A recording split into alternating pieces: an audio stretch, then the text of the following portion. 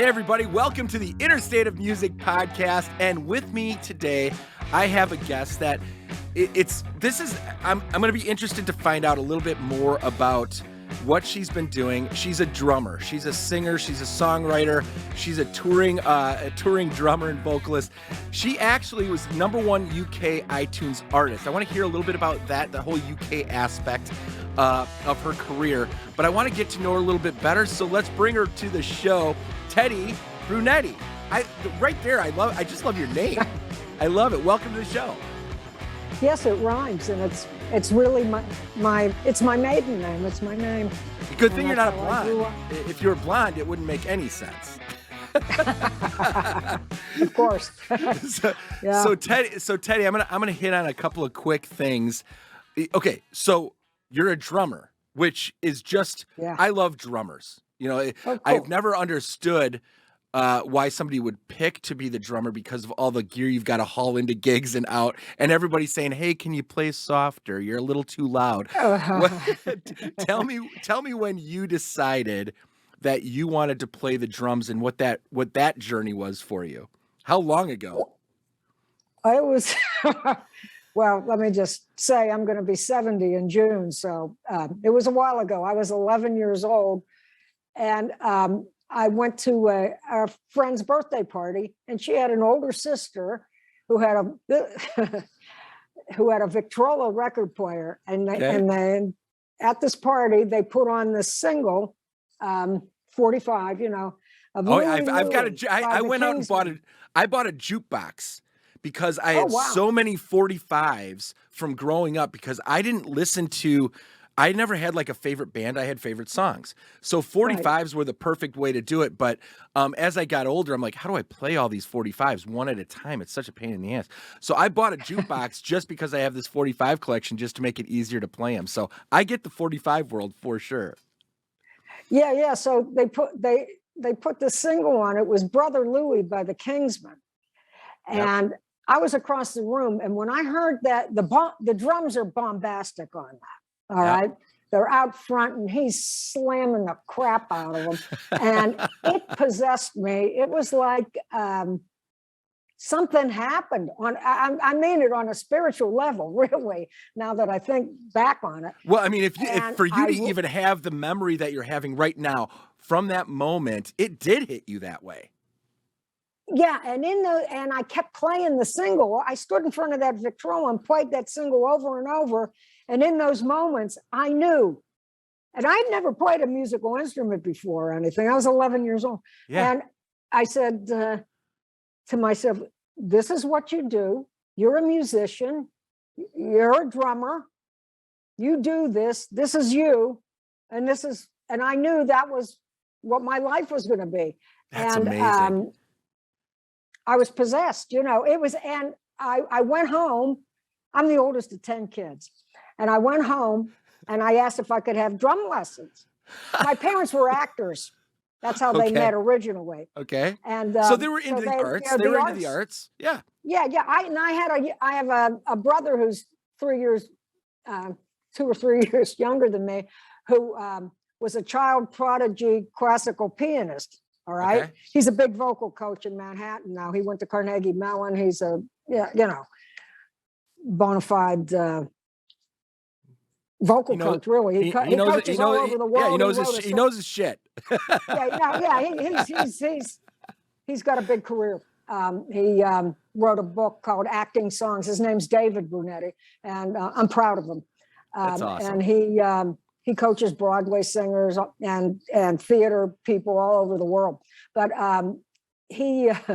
so we had some music in the family, but I'm the black sheep rock and roller. But because they were all into the legit stuff. And come on, rock and roll could never be more legit. Well, they thought it was a fad back then. Right. Yeah, I know it. Well, none of us gave up our rock and roll, did we? So, they said no when I asked for drum lessons. And I was crushed. But so I asked for the next best thing, which to me was guitar. And they said yes. And so I started taking guitar lessons and I did very well. And God had a plan for me, I guess. because that's how I can write my music today. Hey, we because I we can all play- walk through different doors in the beginning to get to the room that we're in today, right? I mean, it's and Oh, and exactly. your door was the guitar, but the room Well, that you're in is a massive drum set. right, and I would play. I got a transistor radio when my parents realized I was interested in music. They got me a transistor radio, and I would sit in the bathroom, and I had a hamper and my hat boxes, and I would beat away on them, and that's how I started playing the drums, and to all the songs on the radio. And then I ended up, when I got old enough to get a job, I took my money and I went on the bus, and I went to the mall, and I signed myself up for drum lessons. And everybody was shocked that that's what I would do at a young age, really, with my money. And because I did well with the guitar, they bought me a little acoustic guitar. It's a Gibson LG1. I still have it. I've written all my songs on it. I still have it. And I don't play well at all today. Because I don't play. But when I write my music, I'm not prolific. I write out of necessity. If I'm going to record an album, then I write it. But I think about songwriting. I take notes, and I have a big bin where I have scraps of paper with So you're titles you're constantly taking thoughts from your head and keeping track of those, because they are for the future of what you're going to write, and your ideas are coming on a regular basis, but you're not constantly pressing yourself or feeling this urge to write a song every day. That's just not you. No, that's not how I do it, because I'm not really writing for anybody else. I'm writing for myself. And I really craft each song to perfection. Nowadays they have a whole different theory about it. These kids are writing 20 songs a week, all right? And it sounds like it, some for the most part. You know, you can sit there, and some of them obviously are much better, this and that, but it is this thought of, it's almost like the cold calling salespeople, where it's like, if you make 100 calls a day and 2 end up being successful calls, then that attributes to this much in sales and this much volume. So if you make 200 calls, do you get 4? You know, so it's kind of that volume concept, I think, in some cases. And I think some people look at it as like, the more I write, the more eventually something good's going to come out of it, you know? And so it's a different mindset. Yeah, it's a different mindset. It's a different process. I'm more like a sculptor, you know, and I sculpt until I have the finished thing. And if it doesn't sound good and it isn't right, then I change it until it is. And that's just how I do it. And it's worked for me so far. I'm getting accolades from my songwriting, and I studied songwriting when I was in New York City in the 70s and 80s at ASCAP in the Songwriters Guild. And I took those blows, and I had my stuff critiqued in groups and stuff, and they tore it apart, and I suffered the pain of it all. And I learned how to write and rewrite. And and my producers nowadays that I work with, that I produce my music with, Dean Allen Sargent and Michael Hennigan, they're bona fide songwriters and artists in themselves, and we edit. And I've, especially on this last album, my second album, which is this one that's out, Queen of Pittsburgh, Dino, really, I learned a lot making this album in terms of lyric writing and editing, because I tend to, in part, sometimes when you write songs, you write too many words, and you can edit it down. So I want people to understand what I'm saying. Is very important to me, that when you listen to my music, you understand each word that I say, because I work very hard on my lyrics. And you know, that the rhymes are right, and that the you know, that they flow right, that I'm not jamming too. Sometimes you can lose little. It's true about it. Yeah, it's true about anything. It's true about anything. I mean, if somebody is just talking, you start to stop listening. So it's, that's, I think back, in the days when I was growing up and listening to music, it was those hooks from a song that grabbed you and wanted to, Sure. and made you want to listen to the lyrics. But again, the lyrics had to be, for me, concise, hit me, but then move on back to the chorus. So then the instruments, the guitar solos, the drum solos, that was all part of the song, not just the lyrics. And it brought the whole emotion of the song, which to me, it sounds like that's kind of where what you're talking about. Okay. Yeah. That's more of a classic Tin Pan Alley kind of songwriting deal, and that's the kind of songwriting I do. And I write in a classic rock kind of blues style, but it's modern because it's, time has passed. And, do you find yourself, and I've grown, do you find yourself immediately having a drum solo in your head every time you start writing a song? Well, it's interesting. It's really quite an advantage, I find. I orchestrate and arrange my songs from behind the drum set. So when I'll write the song, on the guitar, and then I teach it to my husband because because I can't play anymore. So I'll scratch it out. Not that I was ever really a guitarist. I played bass. I mean, the first band I was in, on the first professional band, I was the bass player. I studied bass, but I don't play that anymore either. But I'm a drummer and a singer and a songwriter. But I have that in my background. So, I'll scratch something out and I'll teach it to my husband and he can play it properly, so then I'll have a record of it with how it's supposed to sound. But I'll sit behind the drums when I bring musicians in, or we're doing pre-production with my producers because they're my band on the record. As a matter of fact, I just got some gigs. I want to talk to you about that. Absolutely. They came to me. I have such a blessed music career. When we were talking earlier, it just dawned on me, things have happened to me. I don't know why. I guess I'm just meant to do this. I mean, it's not an ego thing. It's just the way it's coming down on me. Right. I mean, my first album, I had an angel. I forget about this. And I thought about it the other day and I thought, I should, when I have this interview, I should talk about it. I had a band in New York City. I was, we were doing original music.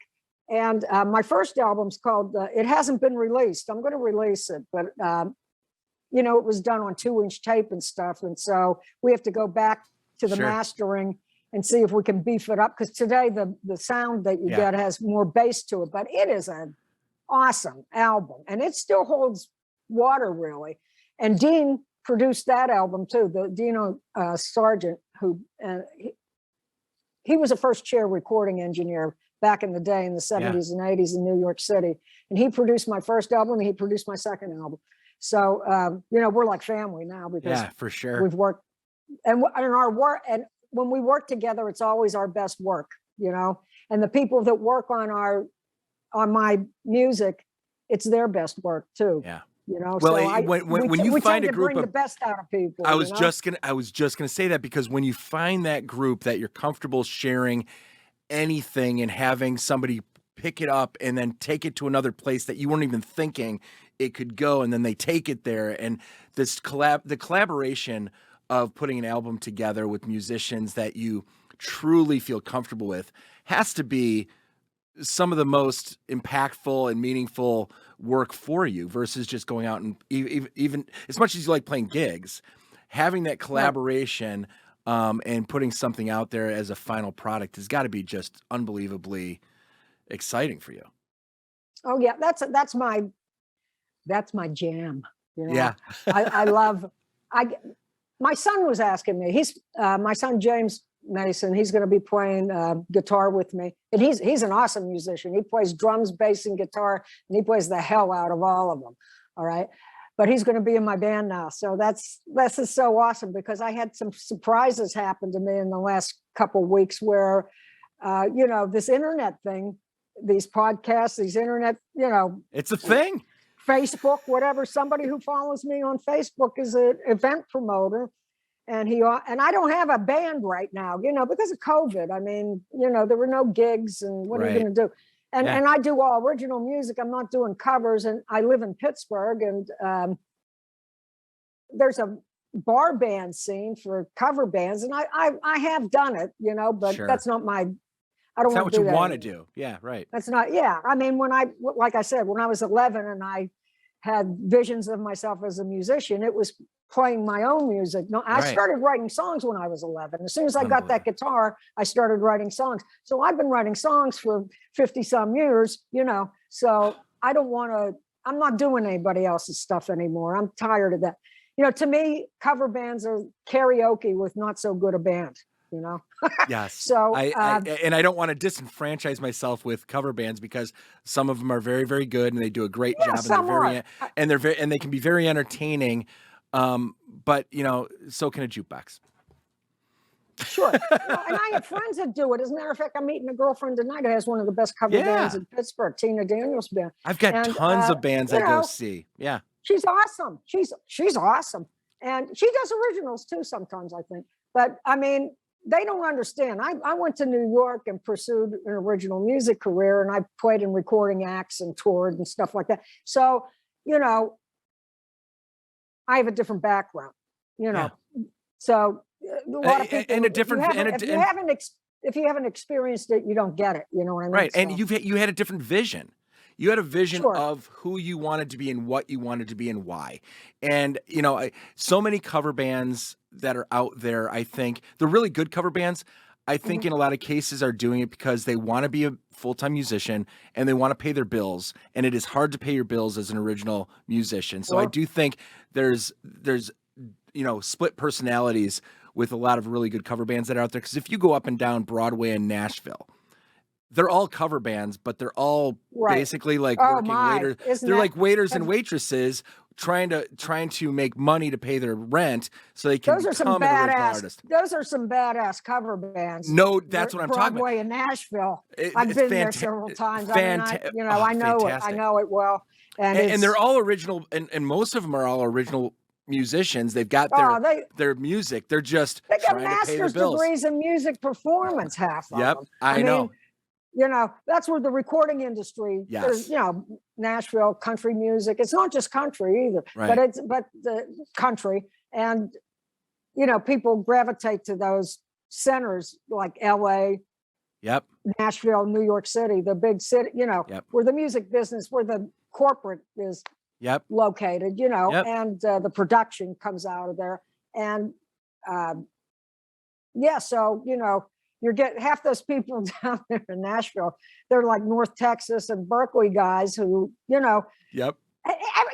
different things. Some people are sidemen. Some people are artists. I feel like I'm an artist. That's my thing. I'm a singer songwriter. I have my own style. I have my own production style. I have a unique voice.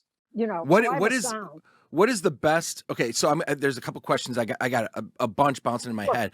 The quick one is the first drummer, vocalist, songwriter that I think so many people think of is Phil Collins, obviously. And I've always wondered, when you sit there and you see him playing those drums in a live show and singing, how tough is it to keep your voice in check while you're playing the drums and keep it so it doesn't sound like it's bouncing on you? I've always wondered that about a live performance, because it's much easier, obviously, to go into a studio, sing your vocals, play your drum tracks, all that kind of stuff. How do you keep your voice from kind of as you're moving, kind of have that jiggle in it? Well, the thing is, you have to be a good drummer. You have to have technique, and you have to know what the hell you're doing on the drums, really, to be able to do it, and people want, I guess it seems difficult to people that, to do two things like that. I kind of think, being a bass player at one point, I kind of think someone like Sting, it's even hard. I think playing bass and singing I think that's a hard connection to make too, but more so than guitar, because the guitar the chords kind of go along with the melody, that you're singing. Yeah. Okay. Whereas I think it's a little bit.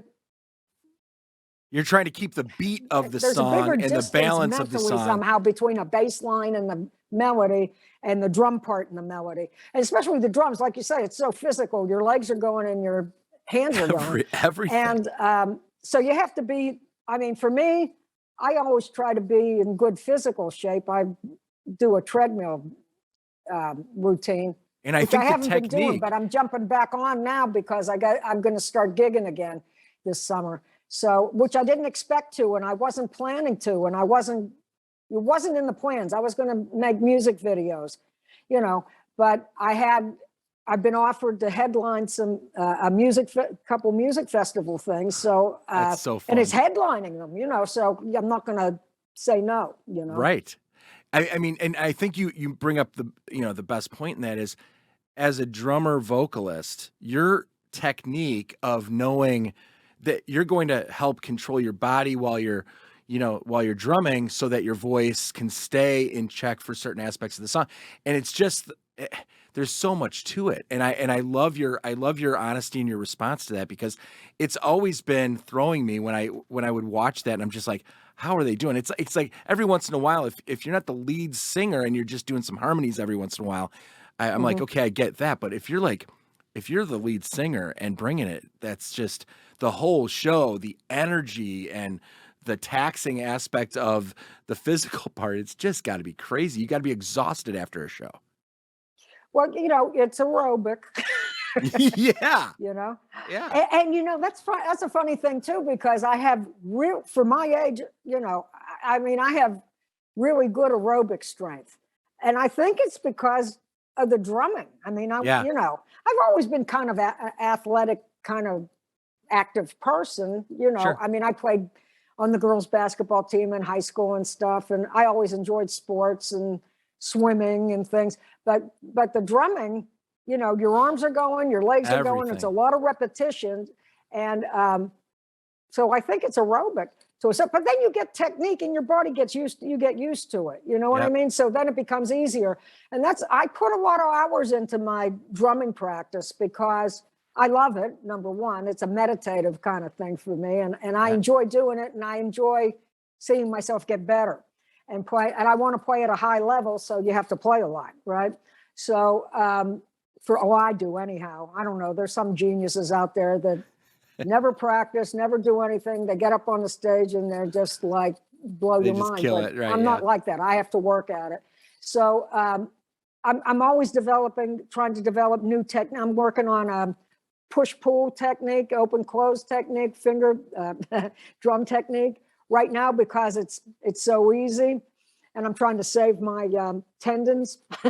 Yeah, so I get can it. play Smart. in another 10 years. I'm going to be 70. Good for you. So I can play the drums at a higher level than I need to for my music. Okay. Yeah. Because my music, like I said, it's in a classic rock, blues, jazz influence, like Steely Dan kind of thing. All right. That's the genre bending that I do. And so I can play probably some jazz and stuff like that, and a little more funky, heavier, more advanced musical styles than, and on a higher level than I need to play my own music. So I can relax behind the drums and mentally and physically be behind it, so I can project and sing, and I can concentrate on that. Voice is out front. Yeah. And I want to connect and convey the message of the song, right? And sing well. So the drumming has to be automatic almost. Yep. So who were some of your inspirations, motivations, whether it was a specific drummer or a band, but also just in the industry of kind of that? I mean, because I'm sure you've gone through all kinds of the challenges, the ups and downs of it. And as you were talking about being those singer-songwriter where they're kind of just ripping you apart and for this reason or that reason. And in the end, it's just their opinion anyways, Right. So what were some of the who were some of the people or the bands that kept you motivated, kept you energized through the grind of being a musician? Well, I like, I'm not a musical snob at all. I enjoy anything that's done well. All right.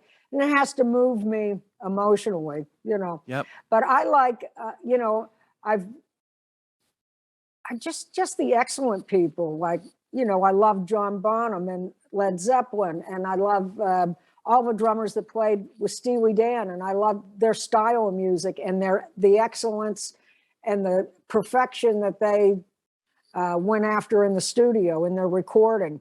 Their recordings are works of art in and of themselves, all right, and stand on their own. The songwriting, the just the production, was so beautiful. It's so beautiful to listen to. It's withstood the test of time, and people like Stevie Wonder. I'm all over the place with Right. artists. I love everybody.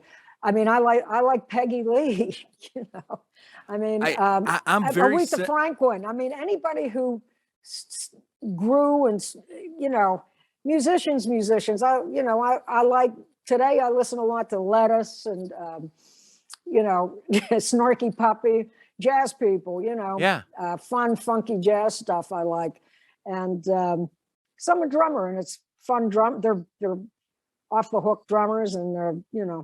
What was your favorite, if you were to look back and I'm sure you've played at a lot of different venues, small, medium, large, all of it. What was one of your favorite venues that if you could go back and play a specific venue, no matter the size, what would it be? Like, where would it be and why? I always liked playing the I like the bitter end in New York City because we always played to a packed room. Yep. And that's always fun. It was packed to the rafters, and it was party down. Really something. Back then, my band, I had like a 10-piece band. I had 4 background singers. I had a choreographer for them. They were like the Manhattan Transfer on acid. I love it. They were, but that band was banging. My New York City Tedi Brunetti band was unbelievable, and we were tight. And I just listened to some of the tracks from that first album the other day, and I said to my husband, "How in the hell did we not get a record deal? This is crazy." It was just timing. Yeah. My manager, I had an awesome manager, and he worked for Warner Brothers. He was a pioneer in music videos. He put together the first viable videotape, which was Jane Fonda's exercise video. Okay? And that was back in the day when VCRs were still like $1,500. Oh yeah, I'm aware of the Jane Fonda, videos. I don't know that it worked out to him, but I'm aware of them. They were a big deal. He did all the business things, behind the scenes for Warner Brothers. He was a Turk, Ahmet Tayyar, and he was hooked up with Ahmet Erdogan and all the Turks, and they had this little clan in the music business. Sure. Atlantic Records, and he was hooked up with all of them. But he put Madonna's "Like a Virgin" video together. Unbelievable. And he did. That which is one of the first big videos, really smash hit. Yeah. So he was something else, and so I signed with him, and I got pregnant with our second son, and his wife got pregnant with their second baby at the same time. And he needed to make real money then, so he put together Macrovision, which was the copy guards on videotapes. Okay. Remember, you would put a videotape and it would scramble it so you couldn't copy it. Yep. That was his company. And so he put his treasure and his energy into that. And this is after my first album was produced and in the can with Dino. And it was called Tattooed Women. And nobody had tattoos back then, by the way. That has to get released now. I have a tattoo. Yes, I'm going to. But I might even re-record it. Although the first one, I don't know. I got to talk to Dean about it. But because it's a great song. But yeah, it's that's a whole nother story. I got my If tattoo the I'll day tell, I had my last drink. oh, good for you. Good for you. Yeah, well, So I don't know. I can't show it to you, but I don't know. But nobody had tattoos oh, except sailors and prisoners and Jews from the Holocaust had yeah, numbers tattooed. yeah, I get it. You can see the bottom of that. That's the conga drum there. Oh my Ricky God, that's Ricardo. awesome. You know, you Ricky, wake up yeah, with Ricky Ricardo on your arm. That'll that's sober your ass up. So that was a day I had. I oh, haven't had a drink, and he's 40 years old. oh, Teddy, I absolutely love everything about you. This has been such a blast for me. I'm going to finish up on a few things because the number one UK artist. Tell me a little bit about how your music got what you did or how that even happened. I'm I always mean, interested in that.